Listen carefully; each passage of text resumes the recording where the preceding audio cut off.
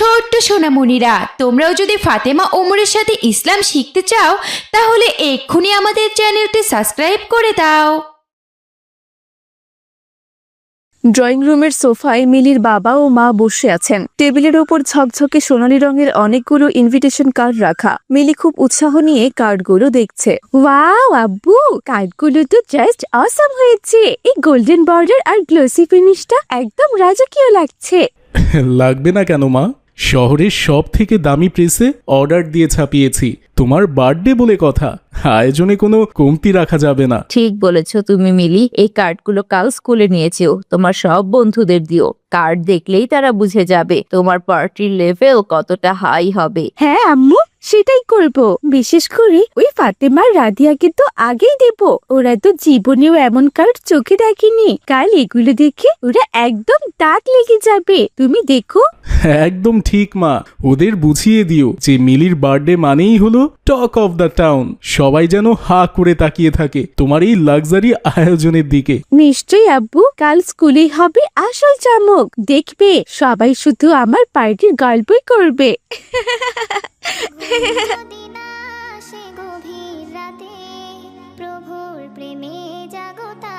স্কুলের করিডোরে ফাতেমা ও রাদিয়া জান্নাত দাঁড়িয়ে আছে। এমন সময় মিলি একদল বন্ধু নিয়ে সেখানে আসে এবং দামি ইনভিটেশন কার্ডগুলো তাদের দিকে এগিয়ে দেয় আর বলে, দেখো ফাতেমা, এটা আমার বার্থডে ইনভিটেশন কার্ড। এবার ডাবল ডেকার কেক আর ডিজনি থিমের পার্টি হবে আমার বাসায়, বুঝেছো?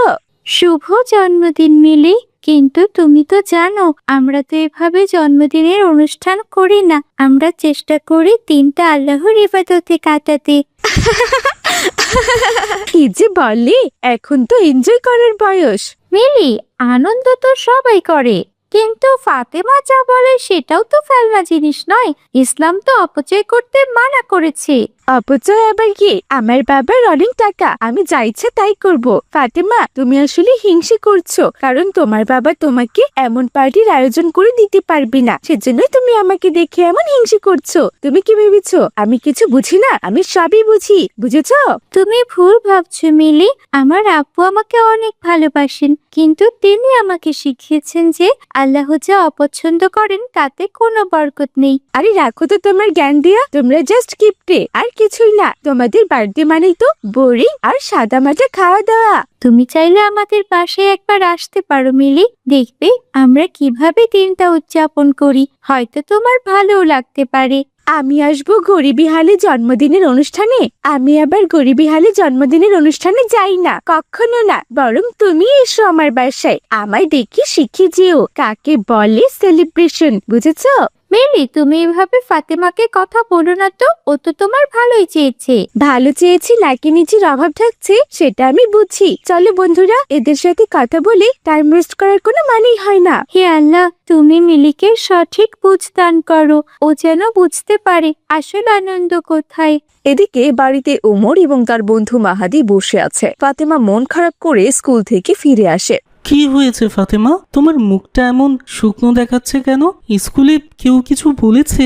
মিলি আমাকে আর আব্বুকে নিয়ে আজে বাজে কথা বলছিল ভাইয়া। ওর জন্মদিন নাকি অনেক বড় করে হবে, আর আমারটা নাকি গরিবি স্টাইলে হবে, এইসব কিছু। মিলি তো সবসময় এমন করে, ও আসলে জানেই না জন্মদিনের প্রকৃত আনন্দ কিসে। ওমর, আমাদের উচিত ফাতেমার জন্মদিনে এবার একটা সুন্দর সারপ্রাইজ দেওয়া।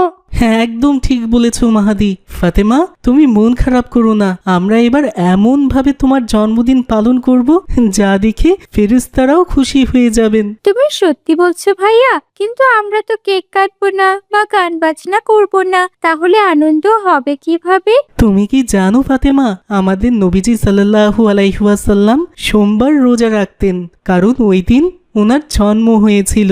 আমরাও ত্যাগের মাধ্যমে শুকরিয়া জানাবো। তাহলে কি আমরাও রোজা রাখবো ভাইয়া, আর মানুষকে খাওয়াবো?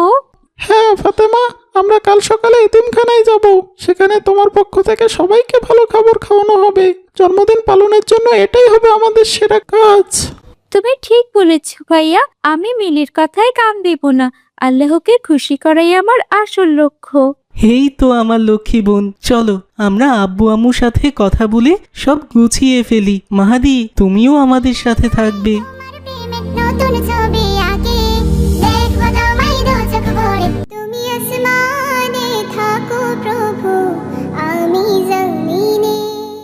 পরদিন মিলির বাড়িতে বিশাল আয়োজন, গান বাজছে, দামি কেক আনা হয়েছে। হঠাৎ মিলি বিরক্ত হয়ে ওঠে। আরে এই ডেকোরেশনটা এমন কেন? আমি বলেছিলাম না নীল রঙের বেলুন বেশি দিতে, সবকিছু নষ্ট করে ফেললে এরা। মিলি শান্ত হও, কত টাকা খরচ করেছি দেখছো না? একটু আধটু ভুল হতেই পারে, তুমি গেস্টদের দিকে মন দাও।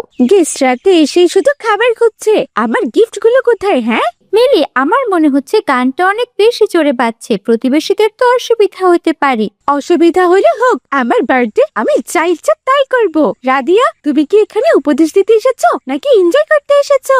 আমি ভাবছিলাম ফাতেমার কথা, ও হয়তো এখন এতিমখানায় গিয়েছে। আমি এখন বুঝতে পারছি ফাতেমার সাথে না গিয়ে ভুল করেছি। ওই নোংরা জায়গায় কি শান্তি পাবে তুমি? হ্যাঁ দেখো আমার ড্রেসটা কত দামি, এটা পরে আমি এখনই রিলস বানাবো। মিলি, খাবারের অনেকগুলো প্লেট নষ্ট হয়েছে, অতগুলো খাবার ডাস্টবিনে ফেলে দিল ওয়েটাররা। একটু বুঝে শুনে খরচ করো মা। আব্বু, তুমিও শুরু করলে? আজ আমার জন্মদিন, আমি কোনো নিয়ম কানুন মানতে চাই না। এমন সময় হঠাৎ বিদ্যুৎ চলে যায় আর মিউজিক বন্ধ হয়ে যায়। হায় আল্লাহ, এখন কি হবে? আমার পার্টি তো নষ্ট হয়ে গেল। মোমবাতি কোথায়? অন্ধকারে যে আমি কিছুই দেখতে পারছি না, সব শেষ হয়ে গেল। আমার এত দামি আয়োজন সব অন্ধকারে মিশে গেল।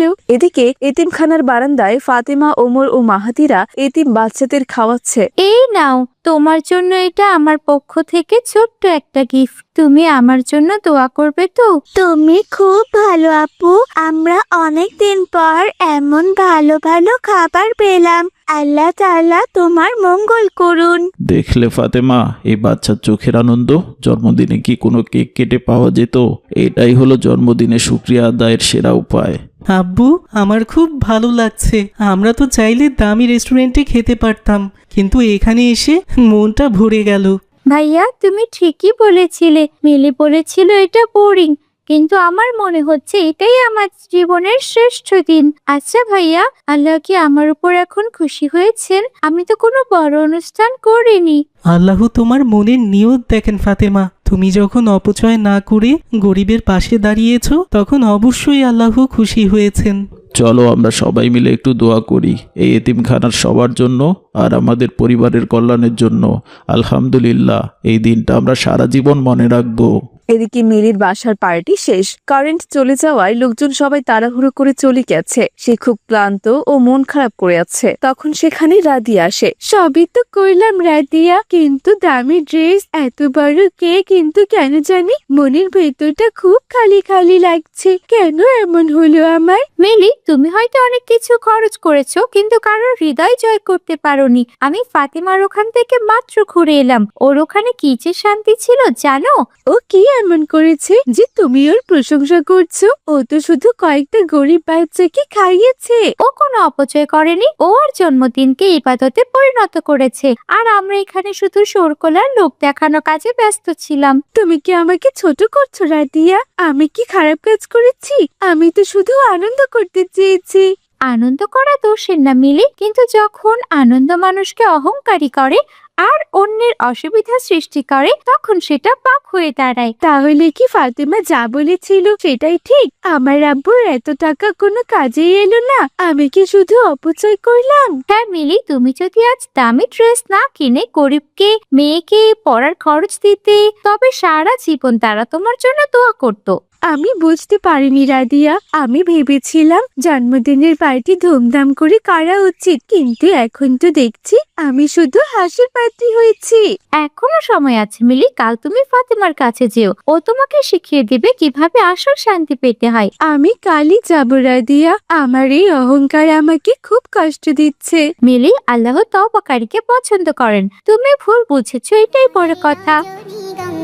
তুমি নীল পরাজিতা, হৃদয়ের রজনীগন্ধা, তুমি পরদিন ফাতেমাদের বাড়ির সামনে বড় বট গাছের নিচে মিলি ফাতেমার কাছে ক্ষমা চাইতে আসে। ফাতেমা, আমাকে ক্ষমা করে দিও। আমি কাল অনেক বড় ভুল করেছি, দয়া করে আমাকে ক্ষমা করে দাও।